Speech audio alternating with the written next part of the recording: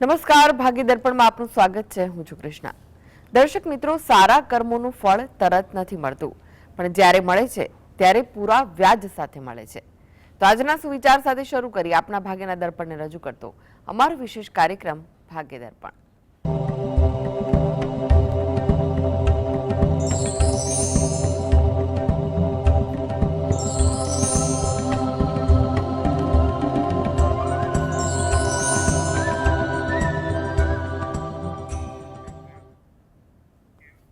તો ભાગ્ય દર્પણમાં આપના પ્રશ્નો નિરાકરણ, રાશિફળ, પંચાંગ વિશે માહિતી અને માર્ગદર્શન આપવા માટે આપણી સાથે જોડાઈ ગયા છે જાણીતા જ્યોતિષાચાર્ય ડોક્ટર હેમલભાઈ લાઠિયા.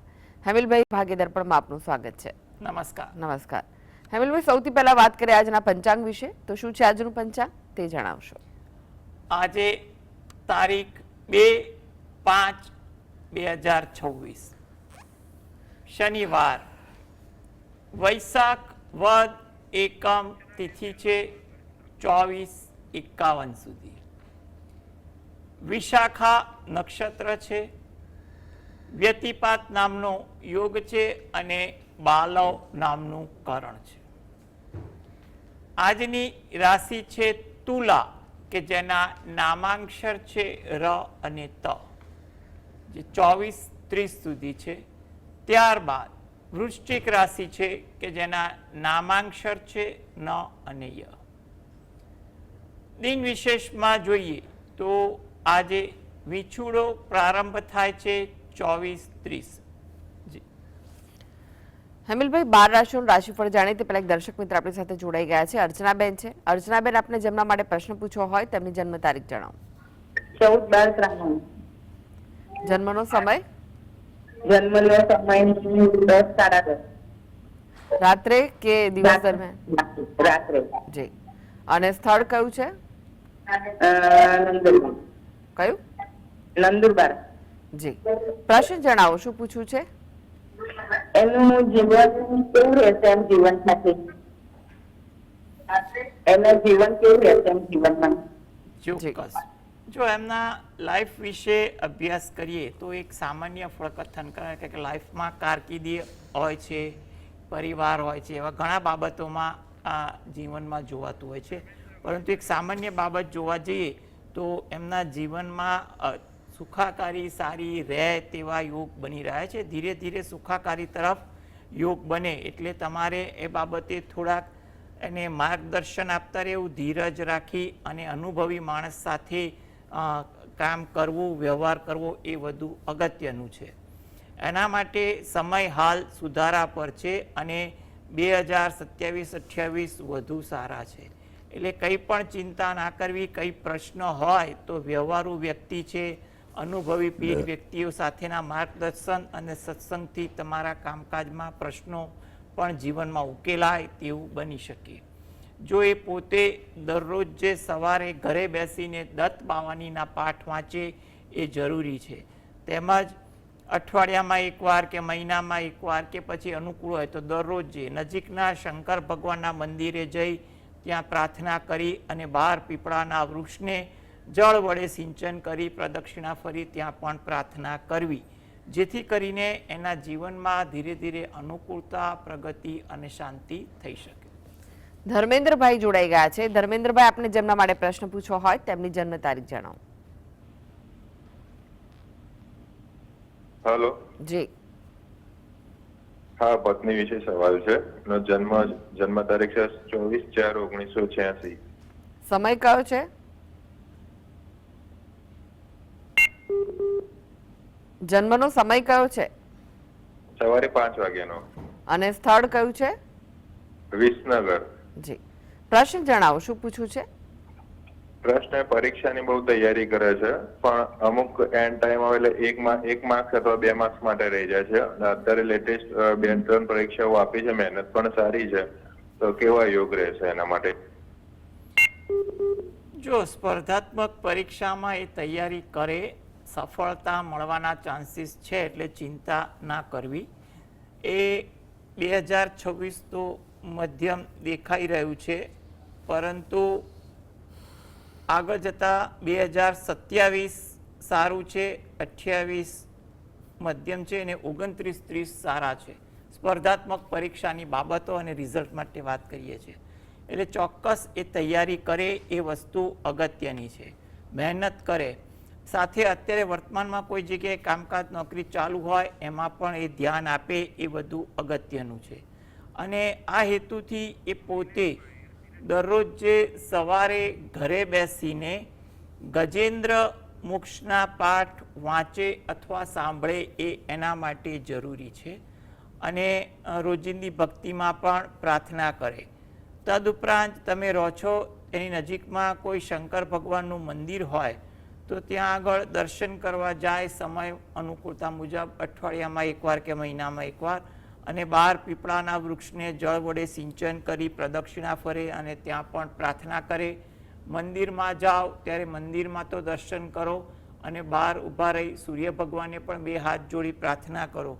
થોડીક આ પ્રકારની ભક્તિ કરશો તો તમને થોડુંક નસીબ જોર કરી જાય અને તમને સ્પર્ધાત્મક વિષયમાં સફળતા મળે તેવું કહી શકાય.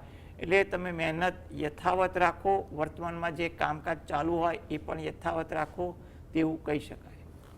નિલેશભાઈ જોડાઈ ગયા છે. નિલેશભાઈ, આપને જેમના માટે પ્રશ્ન પૂછવો હોય તેમની જન્મ તારીખ જણાવો. મારા બાબાને પૂછવાનું છે 2/2/90. કઈ? 2/2/1990. જન્મનો સમય બપોરે 4:37. અને સ્થળ? જોરાવનગર, જિલ્લો સુરેન્દ્રનગર. પ્રશ્ન જણાવો, શું પૂછવું છે? મારા બાબાની સગાઈ કેમ નથી અને બીજો પ્રશ્ન એ છે કે તેના નામે મેં વારસાઈ કરવા સીધા ગાંધીનગર, તો કેટલા ટાઈમમાં થશે વારસાઈ? જો એના વ્યવહારુ પ્રશ્ન બાબતે એટલું કહી શકાય કે અત્યારે પ્રયત્ન કરો. 2026-27 આશાસ્પદ લાગી રહ્યા છે, એટલે યોગ્ય રીતે પ્રયત્ન કરવા એ જરૂરી છે. જો એ પોતે દરરોજ જે સવારે ઘરે બેસીને શંકર ભગવાન અને પાર્વતી માતાનું ધ્યાન ધરી શંકર ભગવાનને પ્રાર્થના કરે, તેમજ શુક્રવારના દિવસે અઠવાડિયામાં એકવાર કે મહિનામાં એકવારનો શુક્રવાર પસંદ કરી નજીકના શંકર ભગવાનના મંદિરે દર્શન કરવા જઈ ત્યાં આગળ શિવલિંગ પાસે કોઈ વસ્તુ રાખવાનું પાત્ર રહેતું હોય ત્યાં આગળ એક નંગ કપૂરની ગોટી અર્પણ કરી અને પ્રાર્થના કરવી એ હિતાવહ છે. હવે આપનો જે બીજો પ્રશ્ન છે એમાં પણ તમારા પ્રયત્નો અને માર્ગદર્શન સાથે આગળ વધો. સમય એવો છે કે તમારું કોઈ જગ્યાએ કામ થઈ શકે ખરું, એના માટે તમારા આરાધ્ય દેવને તમે પ્રાર્થના કરો એ વસ્તુ અગત્યની છે. જી, રણછોડભાઈ જોડાઈ ગયા છે. રણછોડભાઈ, આપને જેમના માટે પ્રશ્ન પૂછવો હોય તેમની જન્મ તારીખ જણાવો. હેલો, જી, આપને જેમના માટે બાબા માટે પ્રશ્ન પૂછવું. પૂછવો હોય. જી હા, તો જન્મ તારીખ જણાવો. 10/10/2000.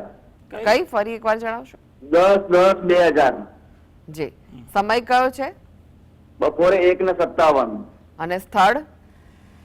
સ્થળ છે પાલનપુર. પ્રશ્ન જણાવો, શું પૂછવું છે? આપનો પ્રશ્ન જણાવો. બાબુ સિવિલ એન્જિનિયર છે, નોકરી કરે છે બેંગ્લોરમાં. હવે પોતાનો બિઝનેસ કરવાનો છે. જી જી, એનું કેરિયર કેવું રહેશે? બિઝનેસ પોતાનો પ્રાઇવેટ કરી શકશે કે નહીં કરી શકે?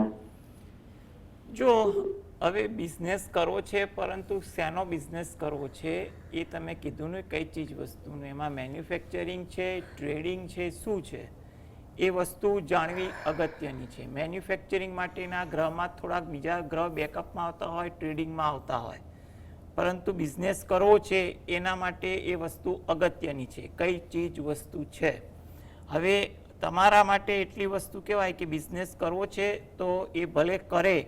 અત્યારે 2026, 27, 28 ત્રણેય વર્ષ અનુકૂળ છે, એટલે આ વર્ષ દરમિયાન 3 વર્ષ દરમિયાન એને યોગ્ય રીતે આયોજન કરે અને શક્ય હોય તો ઓછા મૂડી રોકાણે ધીરજ રાખી શકાતી હોય એવી રીતે આગળ વધે તેવું બને. હા, કઈ ચીજ વસ્તુ તમે કીધી હોત તો એ ગ્રહ કેટલો સપોર્ટિવ છે એ વસ્તુ જાણી શકાત. છતાં પણ આ વસ્તુના મુદ્દા સાથે તમે સ્થાનિક વિદ્વાનનું માર્ગદર્શન લેશો તો તમને ચોક્કસ વિસ્તૃત માહિતી મળશે કે આ પ્રકારનો બિઝનેસ છે તો શું કરવું. જી, સુરેશભાઈ જોડાઈ ગયા છે. સુરેશભાઈ, આપને જેમના માટે પ્રશ્ન પૂછવો હોય તેમની જન્મ તારીખ જણાવો.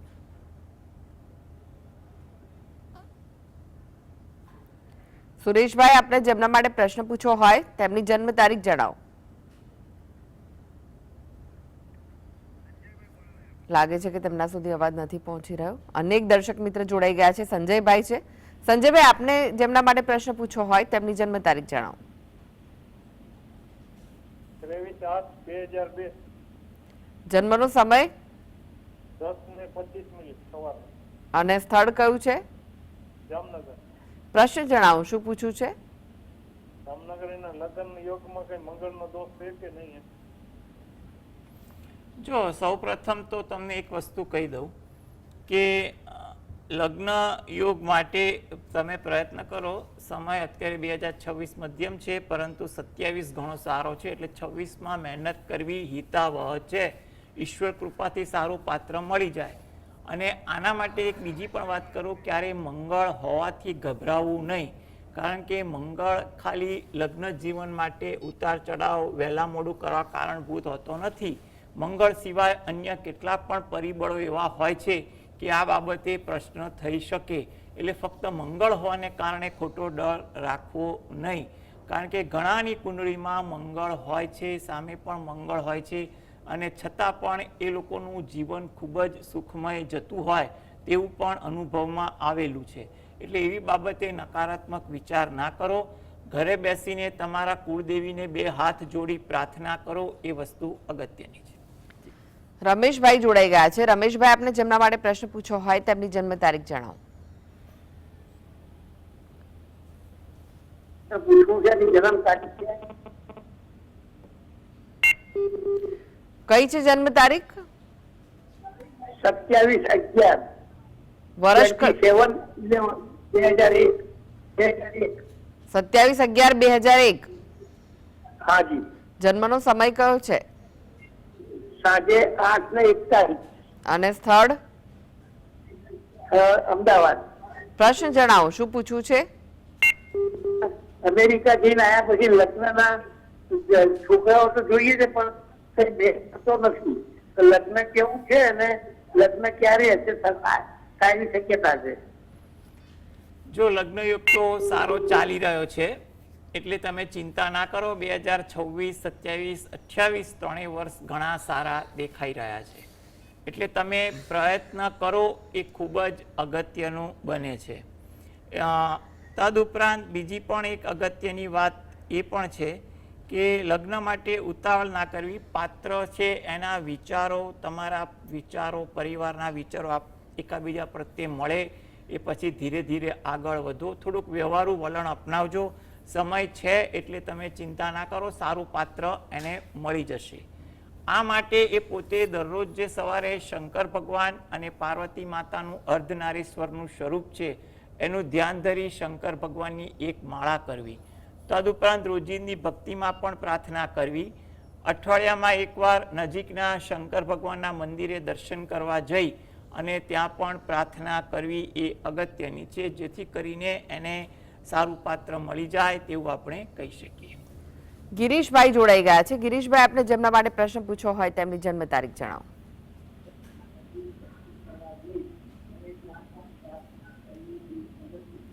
ગિરીશભાઈ, આપને જેમના માટે પ્રશ્ન પૂછવો હોય તેમની જન્મ તારીખ જણાવો.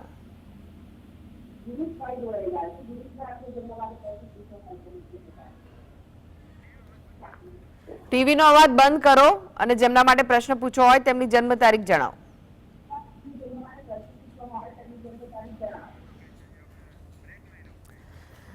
લાગે છે કે તેમના સુધી અવાજ નથી પહોંચી રહ્યો.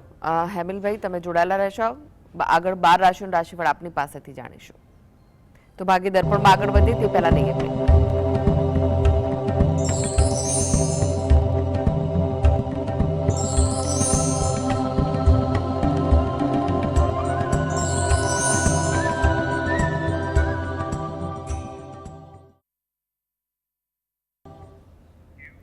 બ્રેક બાદ આપનું સ્વાગત છે. આપણી સાથે જોડાયેલા છે જાણીતા જ્યોતિષાચાર્ય ડોક્ટર હેમિલભાઈ લાઠિયા.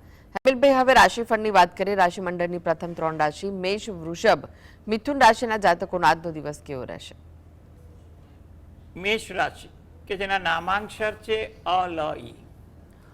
આજે તમને કામકાજમાં થોડીક સાનુકૂળતા રહે તેવું બને. કામકાજ થોડુંક સરળ પણ બને, પરિચિતો સાથે કંઈ કામકાજ હેતુ સમય પણ વધુ પસાર થાય તેવું પણ બને. આજે વ્યવહારુ અભિગમ રાખવો ઈચ્છનીય છે, જેથી કરીને દિનચર્યા સરળ બને. વૃષભ રાશિ કે જેના નામાંક્ષર છે બ વ ઉ. કોઈ જગ્યાએ મુલાકાત થાય, એ મુલાકાત આશાસ્પદ કે લાભદાયી બની શકે. કોઈ નવી વાતનું આદાન પ્રદાન થાય તેવું પણ બને. સાહસ વૃત્તિ આજે તમારામાં વધુ જોવા મળે. મિથુન રાશિ, વિદેશને લગતું કામકાજ આજે કરવું હોય એ આજે થાય. એ કામ કરવું પણ ઈચ્છનીય પણ કહેવાય, જેથી કરીને કંઈક આશાસ્પદ વાત બની શકે. પારિવારિક કામકાજમાં તમે સહયોગ આપો. તમારામાં આજે કંઈ પણ બાબતની આતુરતા વધુ રહે, અધીરાપણું પણ રહે, માટે થોડીક શાંતિ જાળવવી. જી, હવે વાત કરી કર્ક, સિંહ, કન્યા રાશિના જાતકોની. તેમનો આજનો દિવસ કેવો રહેશે? કર્ક રાશિ કે જ્યાં નામાંક્ષર છે ડ અને હ. કામકાજમાં થોડી વ્યસ્તતા આજે વધે તેવું બને. જૂની યાદો, જૂના પ્રસંગો વધુ તાજા થાય. થાકની અસર તમારી દિનચર્યામાં પણ વધુ જોવા મળે. સિંહ રાશિ કે જેના નામાંક્ષર છે મ અને ટ. જાહેર કામકાજમાં આજે કોઈ લાભ થાય કે આશાસ્પદ વાતવાળી વાત બને તેવું પણ બને. મુસાફરી થાય કે તેનું આયોજન પણ સંભવિત બને. કોઈ ઓળખાણ તાજી થાય કે જૂના પરિચિતોને મળવાનું પણ શક્ય બને. કન્યા રાશિ કે જેના નામાંક્ષર છે પઠણ. લાભની તક બને, કોઈ આશાસ્પદ વાત બને તેવું પણ કહેવાય. કામકાજમાં આજે તમારી કદર થાય, જેનો તમને સંતોષ મળે. તમારી ઓળખાણ ઉપયોગી બને તેવું પણ કહી શકાય. જી, હવે વાત કરી તુલા, વૃશ્ચિક, ધનુ રાશિના જાતકોની. તેમનો આજનો દિવસ કેવો રહેશે? તુલા રાશિ કે જ્યાં નામાંક્ષર છે ર અને ત. આજે તમારે લોક સંપર્ક વધુ થાય, લોકો માટેના કાર્યમાં જોડાવાનું થાય તેવું બને.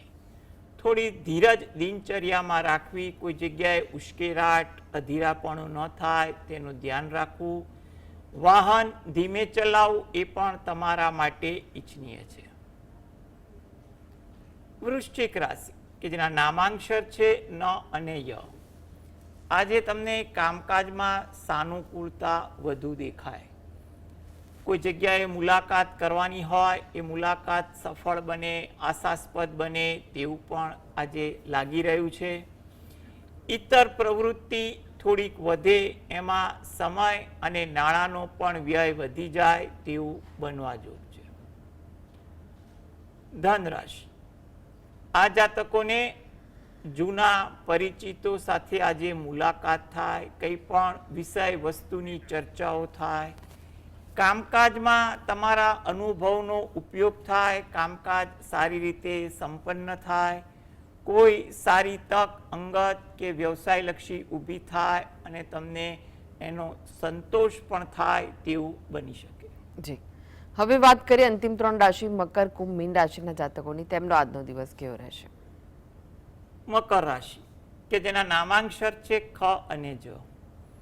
આજે તમારામાં ધીરજનો અભાવ વધુ રહે. નાની નાની બાબતમાં અધીરાપણું, ક્યાંક ઉશ્કેરાટપણું કે અણગમો દેખાય, માટે શાંતિ જાળવવી. મિત્રો પરિચિતો સાથે આજે સમય વધુ પસાર થાય, જેમાં સારા વિચારો, સારી વાતનું આદાન પ્રદાન પણ થાય તેવું બને. થાકની અસર તમારી દિનચર્યામાં વધુ જોવા મળે. કુંભ રાશિ, નામાંક્ષર છે ગ સ શ. તમારામાં આજે કુટુંબ ભાવના વધુ રહે તેવું બને. નવા વિચારો આવે, નવું જાણવા મળે તેવું પણ બને. કંઈ નવું શીખવાની તમન્ના જાગે અને એ બાબતે તમે થોડાક પ્રોત્સાહિત પણ થાવ તેવું બનવા જોગ છે. મીન રાશિ, નામાંક્ષર છે દ ચ ઝ થ. પારિવારિક કામકાજમાં થોડીક વ્યસ્તતા વધી જાય. વ્યસ્તતામાં પણ તમારું કામ ધીરે ધીરે સંપન્ન થાય તેવું પણ બને. ઉત્સાહ એકંદરે દિનચર્યામાં જોવા મળે. કોઈ જગ્યાએ કોઈ મુલાકાત કરવાની હોય કે માર્ગદર્શન માટે જવાનું હોય તે આશાસ્પદ કે ફળદાયી બને તેવું લાગી રહ્યું છે. જી હેમિલભાઈ, જીએસટીવી સાથે જોડાવા માટે, દર્શક મિત્રોને માહિતી અને માર્ગદર્શન આપવા માટે આપનો આભાર. નમસ્કાર. નમસ્કાર. તો દર્શક મિત્રો, આ સાથે જ ભાગીદાર પણ આજે બસ આટલું જ. મને રજા આપશો. નમસ્કાર.